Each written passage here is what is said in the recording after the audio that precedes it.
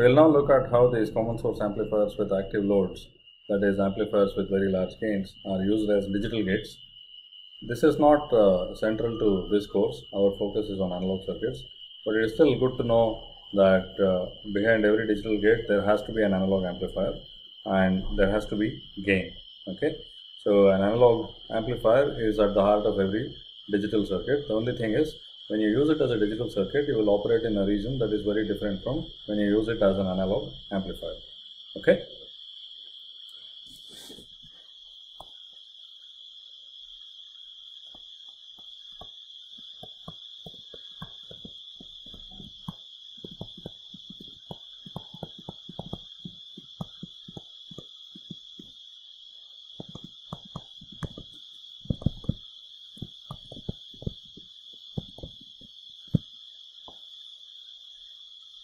So in this case, we will be looking at only one type of gate, which is an inverter, but exactly the same pattern can be used to form other logical combinations. Okay, so again, our focus is not on digital circuits, but how this amplifier can behave as a digital inverter.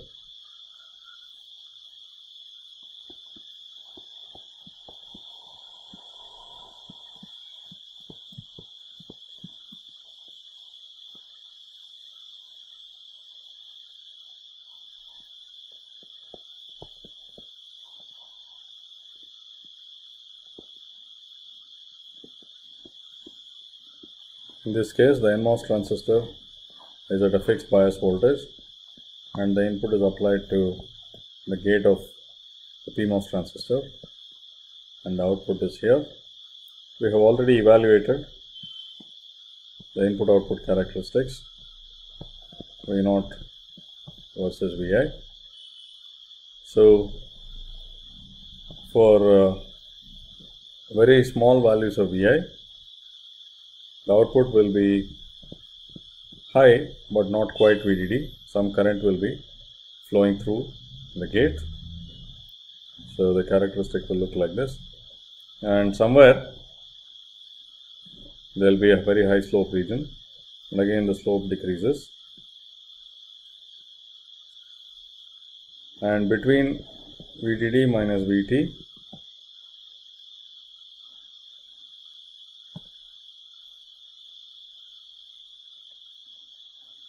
and VDD, the output will be exactly 0.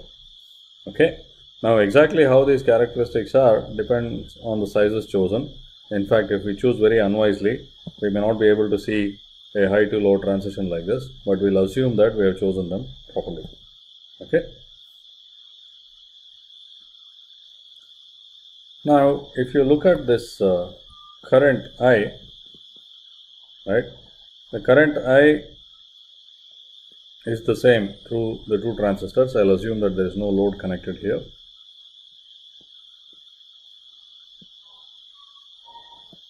And if you plot that I versus Vi, you will see that when Vi is between VDD minus VT and VDD, the PMOS transistor is off and the current will actually be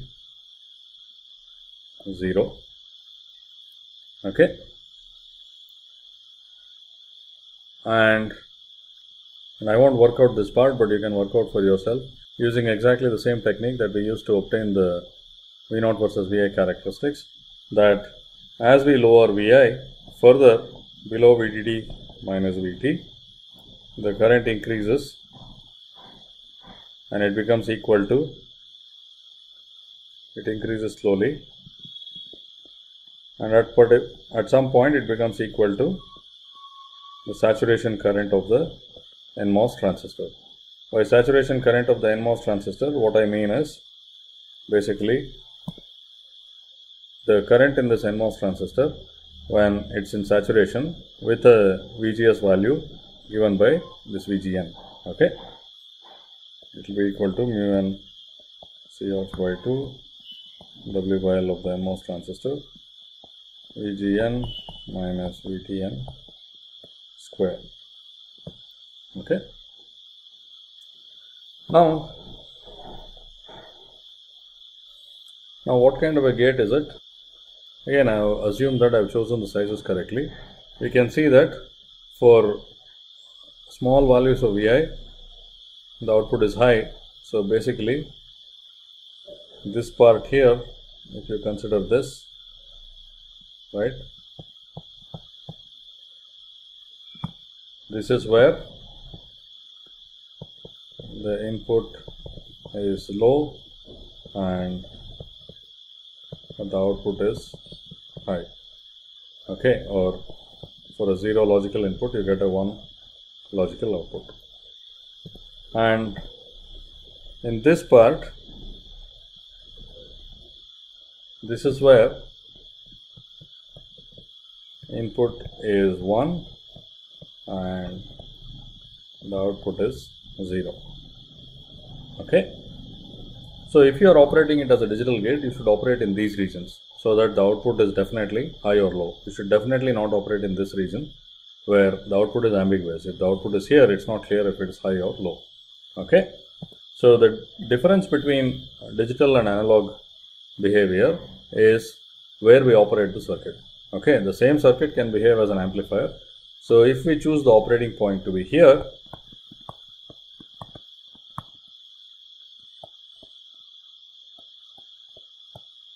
it behaves like an amplifier with a high gain, and for it to operate like a digital inverter, it should operate in either of these two regions.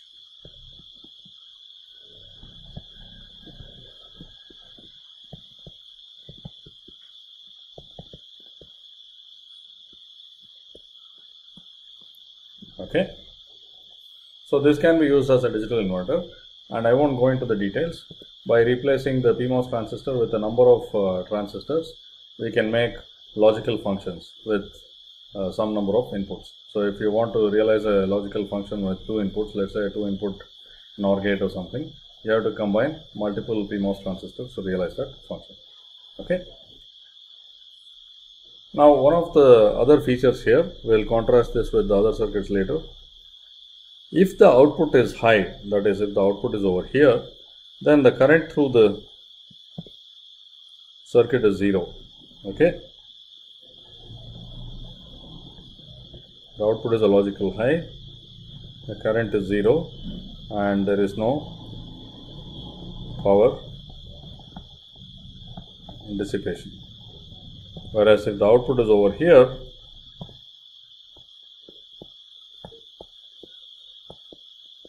output is 0, then there is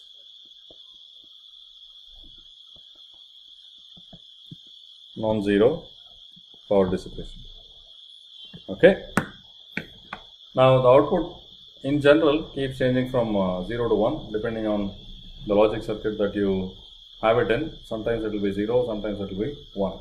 In this particular inverter, there is no power dissipation if the output is high or 1, and there is power dissipation if the output is low. Okay, so we say that it has static power dissipation. That is, even if the logic states are not changing, there is power dissipation. Okay.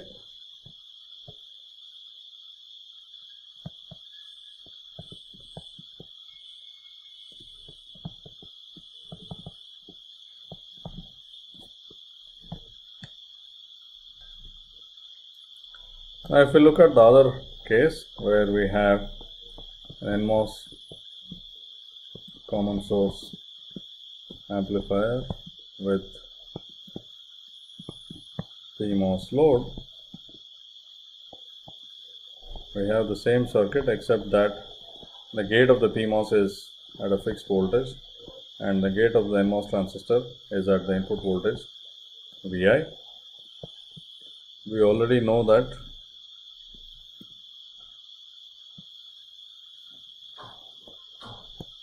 the input output characteristics V0 versus Vi look like this. For inputs between 0 and the threshold voltage of the NMOS transistor, the output will be exactly VDD because the NMOS transistor will be off, and after that the slope reduces, becomes very large, small again, and the output reaches small values but not quite 0 when the input is equal to VDD. Okay, and like before, the current flowing through the circuit can be evaluated in exactly the same way.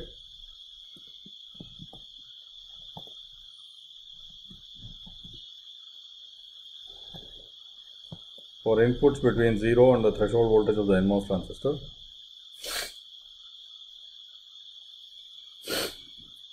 the current will be 0, and after that the current increases in some way and eventually reaches a value equal to the saturation current of the PMOS transistor. Okay, again, by saturation current I mean if the PMOS transistor MP is in saturation with a source gate voltage of VDD minus VGP, it will have a certain current, that is the saturation current. Okay, so this is equal to mu P Cox by 2 W by L VDD minus VGP minus VTP square. Okay, now again, as before, to operate it as a digital gate, we have to operate here and there. This is also a logical inverter. For low inputs, it gives you a high output and vice versa. And it also has static power dissipation. If the output is low, there is no power dissipation. If the output is high, there is power dissipation. Okay, so it's a logical inverter. This part is the same as before, and it has static power dissipation when the output is high or logical 1. Okay, this is the opposite of the other case where we used a PMOS common source amplifier with an NMOS load. Okay,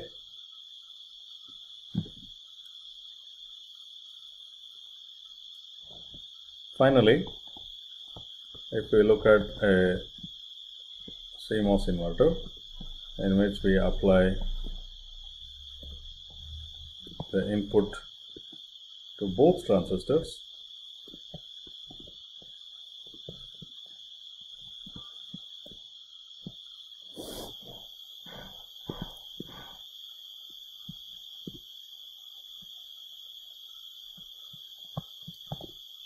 okay, again we have evaluated the characteristics V0 versus Vi. For inputs between 0 and the NMOS threshold voltage, the output is VDD. For inputs between VDD minus VTP and VDD, the output will be 0, and then there is region of small slope, a large slope, and again a small slope. Okay, qualitatively this is similar to others. Again, for a low input we get a high output, and for a high input we get a low output. So this is also a logical inverter.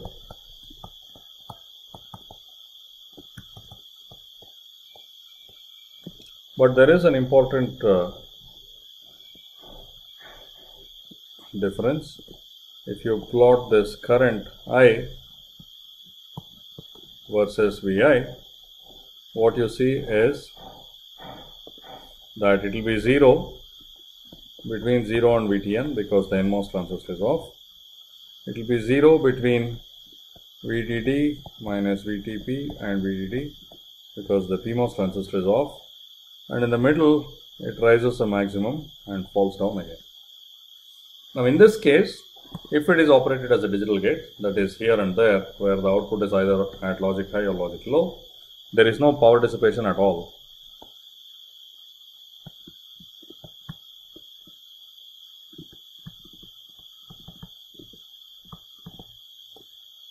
So basically this CMOS inverter has no static power dissipation.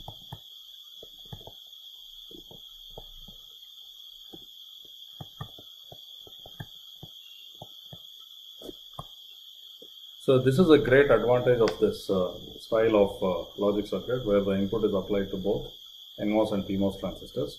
Again, we won't go into details. So let's say we want a 2-input gate. We will have to have 2 NMOS transistors and 2 PMOS transistors arranged appropriately and inputs connected to all of them. Okay.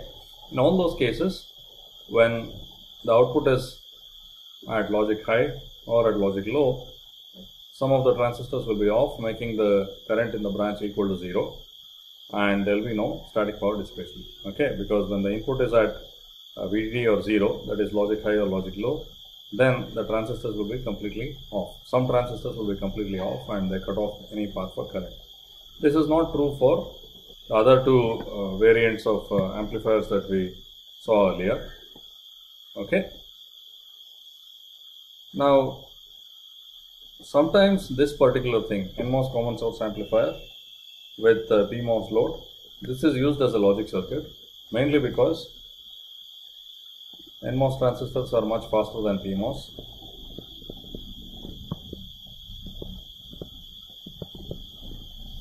This has to do with characteristics of electrons versus characteristics of holes. Okay, we already know that the mobility of NMOS transistors is more than the mobility of PMOS transistors. And the input is applied to only one transistor. That is sometimes useful because whatever is driving the input will be loaded less if it is applied to only one side rather than both sides. So sometimes this type of circuit is used for logic gates. It's known as NMOS logic, and these days it's used only when speed is absolutely crucial, so that you avoid PMOS and apply input only to NMOS. But the price you pay is you have static power dissipation. When the input is high and the output is low, you will have static power dissipation. Okay.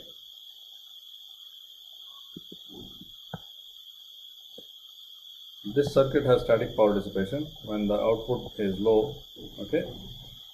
Now it may be surprising to relate amplifiers to digital gates, but it turns out that every digital gate has to have gain, okay, in some region of the characteristics.